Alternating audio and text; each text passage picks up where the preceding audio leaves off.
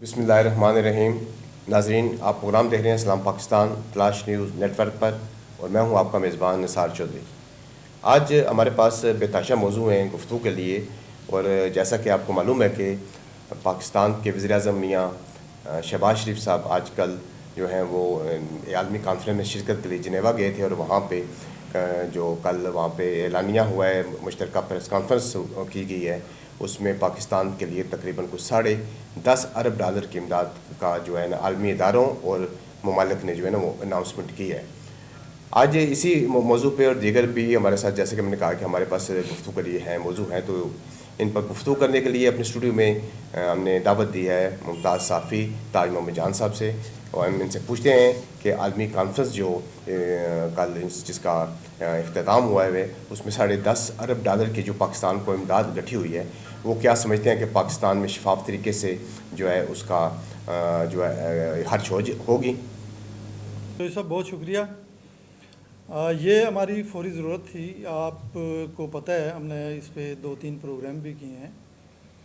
ये जो सैलाब हमारी तारीख़ का बदतरीन सैलाब था, इसमें हमारे बेशुमार लोग जो है ना वो मुतासर हुए हैं, घर बार बिल्कुल तबाह हुए हैं, उनके माल मवेशी और काफ़ी नुकसान हुआ है। तो इसको इनकी बहाली के लिए हमें $30 अरब की जो है ना ज़रूरत है। तो इसी सिलसिले में ये आलमी कॉन्फ्रेंस हुई है जिनेवा में अक़वाम मुत्तहिदा के ज़ेर एहतमाम, और उसमें हमारे प्राइम मिनिस्टर गए हैं। दुनिया के काफ़ी ममालिक जो हैं वो उसमें शरीक हुए हैं।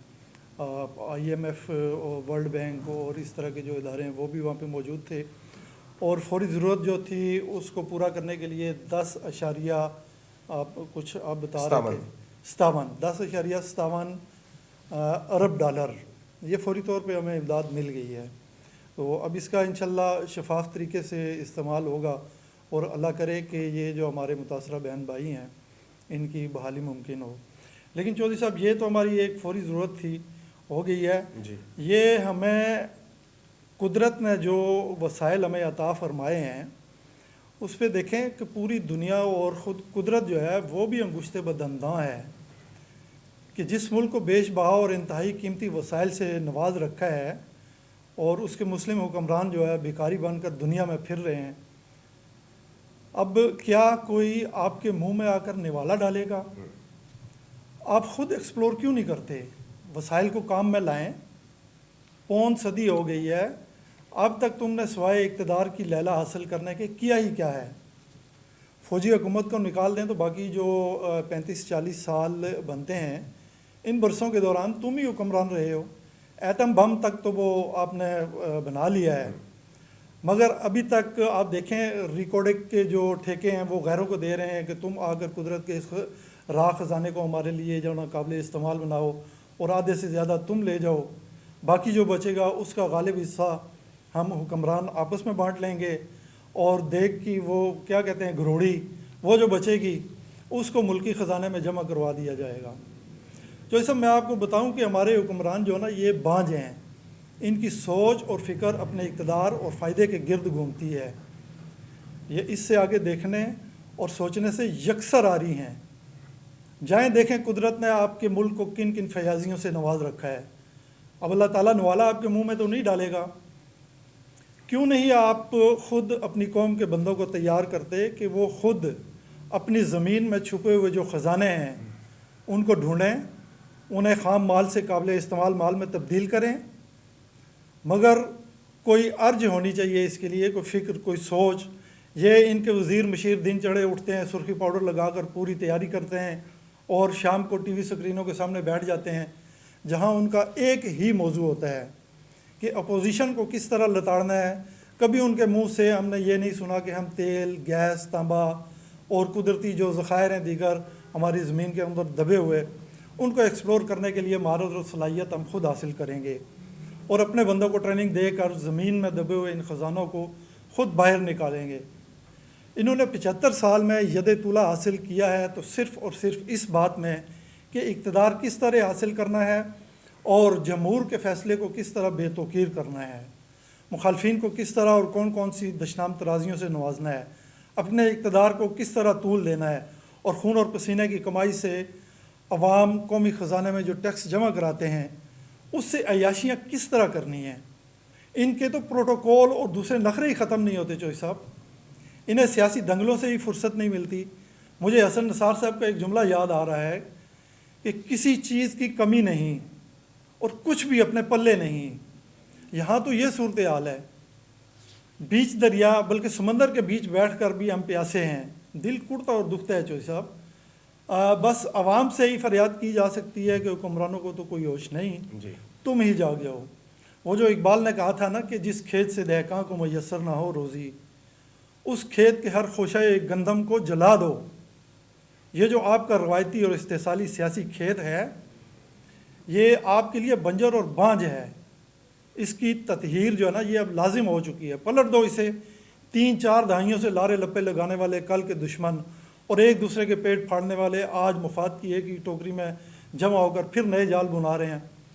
انہوں نے پہلے کچھ دیا ہے، نہ آئندہ کچھ دے سکیں گے.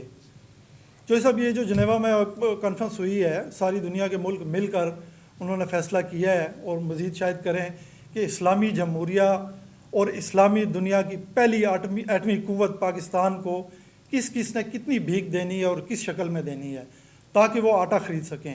فوری طور پر یہ جو عالمی امداد ہے اس کی ہمیں اشد ضرورت ہے. یہ اچھا ہے، اللہ کرے ہمارے حکمرانوں اور پالیسی سازوں کو کوئی ہوش کے ناخن مل جائیں اور وہ اس بیکار پنے سے باہر نکلیں اور اپنے جو وسائل ہیں، بے پناہ وسائل ہیں، جو سب یقین جانیں کہ اگر کوئی ایکسپلور کرنے والا ہو تو بہرحال یہ اب اس سے زیادہ اب میں کیا کہوں. جی طاہر صاحب، بڑی تفصیل کے ساتھ جو ہے نا آپ نے گفتگو فرمائی ہے اور آپ نے کہا ہے کہ اللہ کرے کہ یہ جو پیسہ ہمیں عالمی اداروں سے اور ہمارے دوست ممالک نے جو ہمیں سیلاب کی تباہ کاریوں کے سلسلے میں دیا ہے، یہ شفافیت کے ساتھ جو ہے نا متاثرین پر خرچ ہو سکے. باقی اس پیسے سے تو آپ نے کہا ہے کہ آٹا جو ہے وہ اگر خرید کر بھی ہم لوگوں میں تقسیم کریں تب بھی ٹھیک ہے، لیکن گزارش یہ ہے کہ اس وقت جو آپ کے ملک میں آٹے کا بحران چل رہا ہے اور وہ آپ کے سامنے ہے، لوگ لائنوں میں لگ کے جو ہے آٹا حاصل کر رہے ہیں، جس میں سے کئی قیمتی جانیں بھی ضائع ہو چکی ہیں. اس بارے میں آپ کیا کہیں گے؟ جی جو صاحب، یہ 2 دن پہلے غالباً ایک خبر تھی کہ سکھر کی. آپ اندازہ لگائیں کہ سکھر میں ڈاکوؤں نے آٹے کا ٹرک لوٹ لیا ہے. یعنی اتنی آٹے کی قلت اور اس کی گرانی ہو گئی ہے کہ اب بجائے وہ سونا چاندی یا کوئی پیسے یا اس طرح کا کوئی وہ جیسے ہوتا ہے ڈاکے، اس کو چھوڑ کے آٹے کا ٹرک انہوں نے پورا کا پورا جو ہے نا وہ لوٹ لیا ہے. اور اس وقت صورتحال یہ ہے، آپ کے پورے ملک میں کسی بھی شہر میں چلے جائیں وہاں پہ لمبی لائنیں لگی ہوئی ہیں. سرکاری آٹا جو سستا دیا جا رہا ہے اس میں پورا دن ضائع ہو جاتا ہے. ہمارے یہاں پہ 1-2 جاننے والے، وہ ان سے بات ہوئی تو انہوں نے کہا جی کہ میں سارا دن لائن میں کھڑا رہا ہوں اور جب میری باری آئی ہے آگے آٹا ہی ختم ہو گیا ہے. تو یہ دیکھیں، پاکستان ہم کہتے ہیں ایک زرعی ملک ہے اور ایک زرعی ملک ہونے کے ناطے جو اس طرح کی جو صورتحال ہے ہمارے لیے انتہائی شرم کا باعث ہے اور ایسا ہونا نہیں چاہیے. لیکن اب کیا کیا جائے، اس پہ ہم نے پہلے بھی 1-2 پروگرام کیے ہیں، وہ لوگوں کے تاثرات بھی آپ کو سنائے تھے. یہ دن بدن جو ہے نا یہ مسئلہ جو ہے آٹے والا یہ گمبھیر سے گمبھیر تر ہوتا جا رہا ہے. ہاں طاہر صاحب، بالکل آپ درست فرما رہے ہیں، لیکن میں آپ کو یہاں یہ بتاتا چلوں کہ حکومت پاکستان نے آٹا جو ہے وہ روس سے جو درآمد کر لیا ہے اور تقریباً اس کے 2 جو جہاز ہیں وہ آپ اس وقت پاکستان میں پہنچ چکے ہیں اور اگلے چند دنوں میں یہ جو آٹے کا بحران اس وقت چل رہا ہے، نو ڈاؤٹ آپ صحیح فرما رہے ہیں کہ آٹا لائنوں میں لگ کے حاصل کر رہے ہیں. یہ 2-4 دنوں تک یہ بحران انشاءاللہ جو ہے نا اپنے منطقی انجام تک پہنچ جائے گا اور میرے خیال میں لوگوں کو جو ہے سستا آٹا جو ہے نا میسر ہو سکے گا. اچھا سر، گزارش یہ کہ جیسے کہ میں نے پروگرام کے شروع میں کہا تھا کہ آج ہمارے پاس بے شمار موضوع ہیں گفتگو کرنے کے لیے، تو میں چاہوں گا کہ میں اپنے دوسرے جو ہے ہمارے گفتگو کا موضوع میں اس طرف آؤں. وہ اس سلسلے میں چاہوں گا کہ آپ تھوڑی سی تفصیل کے ساتھ جو ہے نا اس پہ وہ پر روشنی ڈالیں. پاکستان مسلم لیگ نون نے جو ہے مریم نواز شریف کو جو ہے وہ سینئر نائب صدر اور چیف آرگنائزر جو ہے وہ مقرر کر دیا ہے. کہ آپ کیا سمجھتے ہیں کہ اس سے مسلم لیگ کی جو جماعت ہے اس کو کوئی نقصان پہنچے گا؟ کیونکہ بے شمار جو سینئر پالیٹیشین تھے وہ ان کو آپ نے یکسر جو ہے نا وہ ایک طرف کر کے مریم بی بی کو جو ہے نا آپ نے ان کے اوپر جو ہے سینئر نائب صدر بنا دیا ہے. اس بارے میں آپ کیا کہیں گے؟ جی چوہے صاحب، یہ ایسا ہی ہونا ہے. یہ تو آپ کو پتہ ہے हमारे मुल्क में, वो चाहे पीपल्स पार्टी और नून लीग हो, दोनों जो ना एक ही तरह की हैं। उसमें ये फैमिली लिमिटेड कंपनी की तरह जो ना चलाई जा रही हैं। जमहूरियत का जो ना सामने एक उन्होंने वो क्या कहते हैं मास्क पहना हुआ है, अंदर से जो ना ये आमरीत से भी बदतर जो ना इनकी सूरत हाल है। अब मरीम नवाज़ देखें, कल की बची है, जुमा 8 दिन हुए, मैं उसकी सियासी उम्र की बात कर रहा हूँ कि जुमा 8 दिन हुए, आपकी उम्र ही क्या है सियासी उम्र।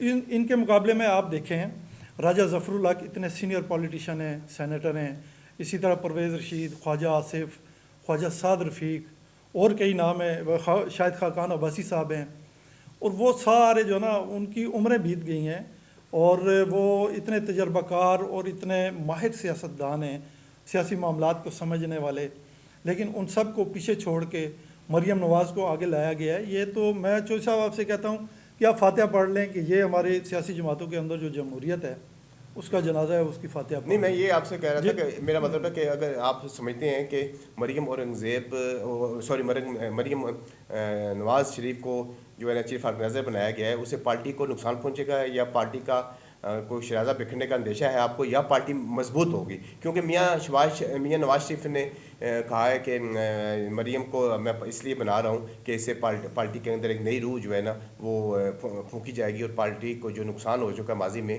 वो इनकी जो है ना की सरबराही में पार्टी जो है ना वो तरक्की करेगी या पार्टी आगे को जा सकेगी। जी, नई रूह तो अब ये सारे मिल के फूकेंगे। अब किसी की कोई जुर्रत है?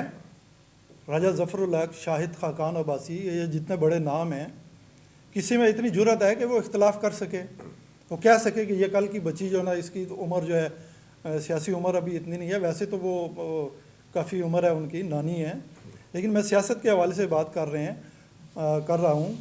तो उनको उन्होंने बना दिया। अब उसमें नुकसान तो तब होना चाहिए सब जब कोई इख्तलाफ करने वाला हो, कोई बोलने वाला हो, कोई इनको दिखाने वाला, आईना दिखाने वाला हो, समझाने वाला हो। ये तो एक दुकान है, ये सारे इनके मैनेजर हैं, कोई क्लर्क बना हुआ है, कोई मैनेजर है, कोई गेट कीपर है, कोई क्या है। और ये जो ना उधर जो इक़्तिदार की कुर्सी है, मेन जो कुर्सी है, उस पर ये बैठे हुए नवाज़ शरीफ, मरीम नवाज़। अब ये इसमें आप देखें कि शहबाज शरीफ साहब को भी किनारे खुले लाइन लगा दिया गया है। हमजा शहबाज का कहीं कोई नाम नहीं है, और वो नवाज़ शरीफ की उसकी क्वालिफ़िकेशन, वाहिद क्वालिफ़िकेशन जो है एक, वो नवाज़ शरीफ साहब की बेटी है, इसलिए उसको जो ना ये बना दिया गया है। तो ये अब मेरा नहीं ख्याल कि इससे कोई फ़ायदा भी नहीं होगा। अब उनकी जो आप सियासी तकरीरें और जो कुछ वो टीवी स्क्रीनों के सामने बैठ के कहती रही हैं, या जो आगे पीछे उन्होंने जलसे जुलूस किए हैं, उसमें आप देख लें उनकी ज़ुबान से कभी कोई कलमा खैर पाकिस्तान और इस आवाम के लिए हमने नहीं सुना। हमा वक्त, हमा तन, हमा गोश। इमरान खान वो ये है, उसने ये कर दिया, हम उसको ऐसे गिराएंगे, हम उसको नहीं लाएंगे, उसको समुंदर बर्द कर देंगे, ये कर, इस तरह की उनकी वो है, ये उनका सियासी लेवल है। बहरहाल चलें अल्लाह ताला खैर कर से जो है देखेंगे कि पार्टी जो है वो तकवीत पकड़ती है, ये पार्टी को नुकसान पहुंचता है, ये आने वाला वक्त बता देगा। अच्छा ताज साहब, ये बताएं कि 11 जनवरी को हाई कोर्ट ने कहा था परवेज़ लाई को कि आप एतमाद का वोट लेंगे। कल भी इजलास जो है वो हुआ है, परवेज़ लाई साहब ने वोट नहीं लिए, बल्कि वहाँ पर अपोजिशन ने हंगामा राई की, और इस दौरान हंगामा राई के दौरान 21 बिल जो है ना वो हुकूमत ने मंजूर करवा लिए। तो आज 10 तारीख है और कल 11 तारीख है, आप क्या समझते हैं कि परवेज़ लाई एतमाद का वोट हासिल करेंगे या नहीं करेंगे? मेरा नहीं ख्याल। चौधरी साहब पहले भी उन्होंने कहा था कि गवर्नर साहब ने जो ऑर्डर जारी किया है वो उसकी कोई कानूनी हैसियत नहीं है। अब कोर्ट उसमें फ़ाइनल डिसीजन क्या लेती है ये अभी आने वाले दिनों में वाज़ेह हो जाएगा। लेकिन एक बात मैं आपको बताऊं कि परवेज़ लाई इंतहाई ज़ीरक और मुतहर्रिक वज़ीर आला हैं। उन्होंने अपने नहीं, मैं ये कह रहा हूँ, आपकी कता कलामी की माफ़ी चाह रहा हूँ, मैं ये कह रहा हूँ अगर तो देखें ना इस वक्त जो बातें इस वक्त हो रही हैं वो आपके सामने ही हैं।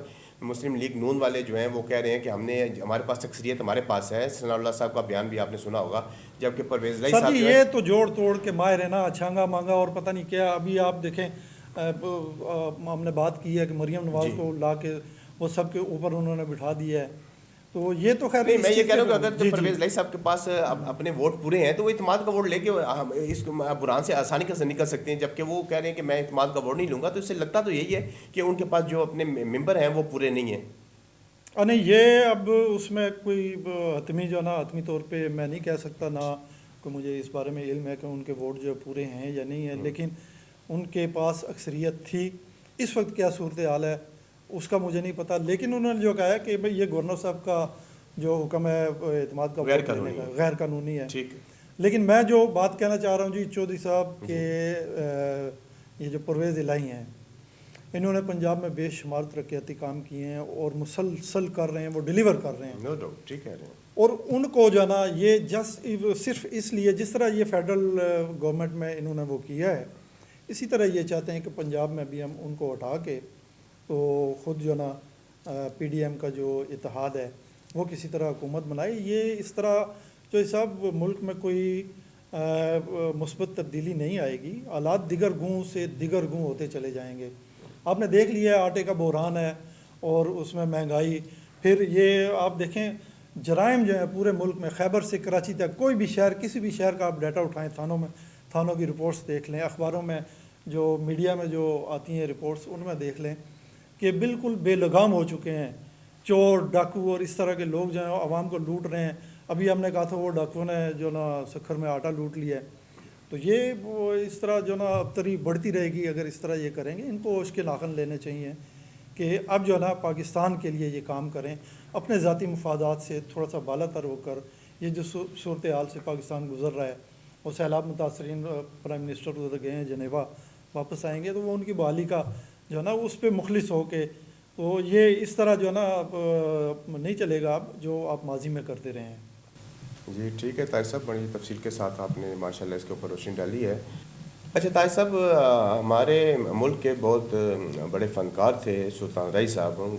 ان کو 27 سال ہو گئے ہیں دنیا سے وہ چلے گئے ہیں، اور ان کو آپ کو یاد ہوگا کہ ایک سفر کے دوران اسلام آباد سے جب وہ لاہور جا رہے تھے تو ان کا مرڈر کر دیا گیا تھا، اور ابھی تک ان کے قاتلوں کو گرفتار نہیں کیا جا سکتا.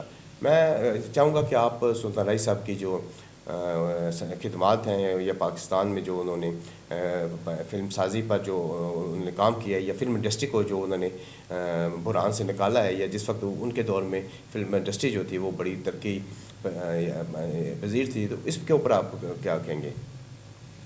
جی چوہدری صاحب، سلطان رائی ہمارے ملک کے ایک بڑے فنکار تھے. انہوں نے فلم انڈسٹری میں رہ کے بڑی اچھی فلمیں دی ہیں، اور گینیز بک آف ورلڈ میں ان کا یہ ریکارڈ ہے کہ 700 فلمیں کرنے والا یہ اداکار. انہوں نے بڑی اچھی فلمیں کی ہیں. اس میں مولا جٹ ایک ان کی فلم تھی، پوری دنیا میں اس نے جو نا ایک نام پیدا کیا، پہچان بھی ہماری فلم انڈسٹری کی اس فلم کی وجہ سے جو نا اس میں اضافہ ہوا ہے. تو یہ آن سکرین جو ہے ان کو بڑا وہ ایک ایسا کردار کہ جس سے ڈر لگے یا اس طرح کا وہ بڑا ایگریسو سا ان کا ایک کردار ہوتا تھا. لیکن عملی زندگی میں چوہدری صاحب انتہائی نرم خو اور بہت نیک آدمی تھے. ایک وہ منور ظریف مرحوم و مغفور تھے. وہ سردیاں جب آتی تھیں تو یہ وہ ریڑھا جو ہاتھ ریڑھا ہوتا ہے بڑا کپڑوں سے بھرا ہوا، وہ اس پہ کپڑے لادے ہوئے اور خود جو ہے نا اس کو وہ لے کے جاتے تھے. سیم اسی طرح سلطان رائی بھی کرتے تھے، غریبوں کی بڑی مدد کرتے تھے. تو یہ ایک لیجنڈ تھے ہمارے ملک کے. اللہ تعالیٰ ان کو غریق رحمت کرے. باقی جو آپ نے کہا جی کہ وہ 27 سال ہو گئے ابھی تک ان کے قتل کے حوالے سے آپ نے بات کی ہے، اس کی کوئی پیش رفت یہاں تو بے نظیر بھٹو، اس سے پہلے دیکھیں لیاقت علی خان، اور یہ سارے اسی طرح ہی ہے. بس ان کا جب کوئی پیش رفت نہیں ہوئی، کوئی پتہ نہیں چلا کس نے وہ کیا. ضیاء الحق کا وہ طیارہ تباہ ہوا، وہ قوم کو نہیں بتایا گیا کیسے ہوا، کیوں ہوا. تو یہ سلطان رائی تو ان کے مقابلے میں کافی جو نا وہ لوور لیول کے تھے. تو اس پہ اب اڑنا جو نا وہ بیکار ہے کہ ان کے قتل کے جو محرکات تھے یا کس نے قتل کیا وہ سامنے لائے جائیں. یہ ہوگا نہیں. طاہر صاحب بہت شکریہ. آپ ماشاءاللہ آپ نے بڑی تفصیل کے ساتھ جو ہمارے آج کے ٹاپک تھے اس کے اوپر آپ نے روشنی ڈال دی ہے، جس میں جنیوا کانفرنس تھی اور مریم اورنگزیب صاحبہ کا جو چیف آرگنائزر مقرر ہونا، اور پھر سکھر میں ڈاکوؤں کا آٹے کا ٹرک لوٹ لینا، ملک میں مہنگائی، اور پھر سلطان رائی کو جس طرح آپ نے اچھے الفاظ میں خراج تحسین پیش کیا ہے. اللہ پاک ان کو جنت الفردوس میں اعلیٰ مقام عطا فرمائے. اس کے ساتھ ہی ناظرین میرے پروگرام کا وقت ختم ہوتا ہے. انشاءاللہ آپ سے نیکسٹ پروگرام میں ملاقات ہوگی. اللہ حافظ.